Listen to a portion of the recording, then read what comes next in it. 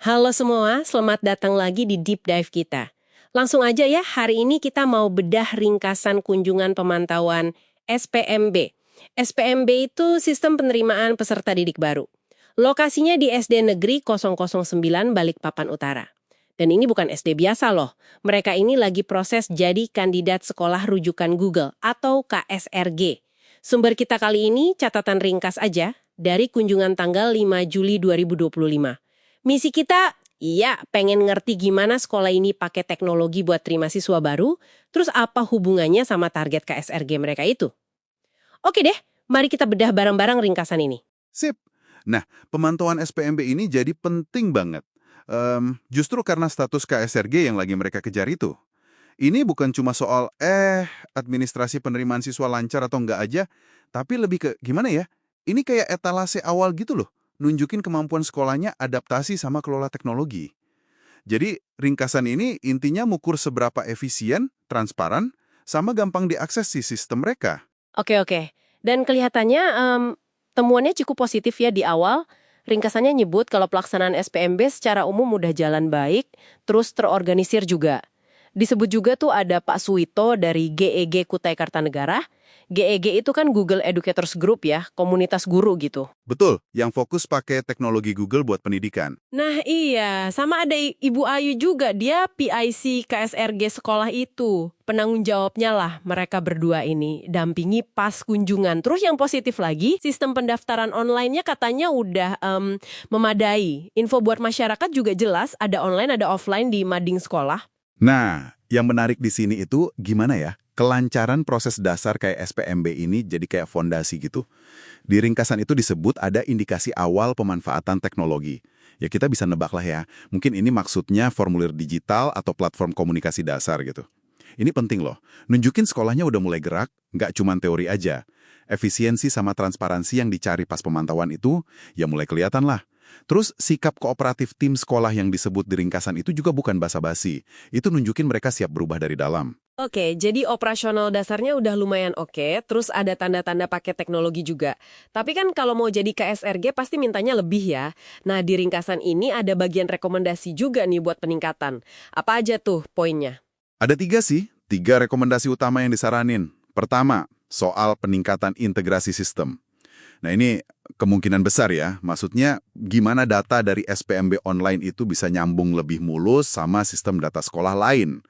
Mungkin ya, kayak Google Workspace for Education gitu, biar manajemen data siswa atau komunikasi internalnya lebih enak. Jadi nggak sistem yang pisah-pisah gitu. Oh, integrasi data ya, biar nggak double kerjaan gitu ya, biar efisien. Oke. Terus yang kedua apa? Yang kedua, ini soal sosialisasi fitur digitalnya harus lebih optimal. Artinya gini, nggak cukup cuma punya sistem online, tapi masyarakatnya juga terutama orang tua atau wali murid yang mungkin agak gaptek gitu ya, perlu dibimbing cara pakainya. Ini nyangkut aksesibilitas, biar nggak ada yang ketinggalan gitu loh. Bener juga sih, biar semua bisa pakai. Terus yang ketiga? Yang ketiga, perlu dikembangin mekanisme umpan balik yang terstruktur. Jadi, sekolah butuh cara yang sistematis buat ngumpulin masukan dari orang tua atau calon siswa tentang pengalaman mereka pakai sistem SPMB online ini. Apa yang udah oke, apa yang bikin bingung, apa yang bisa dibenerin lagi. Oke, tiga-tiganya kedengaran masuk akal banget ya sebagai langkah berikutnya. Tapi seberapa jauh sih lompatannya dari sekedar punya sistem online SPMB yang lumayan ke arah ekosistem digital sekolah yang utuh? Kan kalau sekolah rujukan Google biasanya gitu ya bayangannya. Apa 3 rekomendasi ini udah cukup kuat jadi jembatan ke sana? Nah, pertanyaan bagus itu. Ya, 3 rekomendasi ini emang bukan tujuan akhirnya sih, tapi ini fondasi krusial. Kalau kita coba sambungin ke gambaran besar KSRG ya, integrasi sistem yang poin 1 tadi, itu kan kayak bangun infrastruktur datanya. Sosialisasi, poin 2, itu bangun budaya digital di komunitas sekolahnya, termasuk orang tua. Terus umpan balik poin 3, itu buat bangun proses perbaikan terus-menerus. Jadi, ya ini bukan cuma soal benerin SBMB aja, tapi nanamin prinsip-prinsip dasar pengelolaan digital yang lebih luas di sekolah itu. Tapi, nah ini dia. Ini munculin pertanyaan penting lain juga.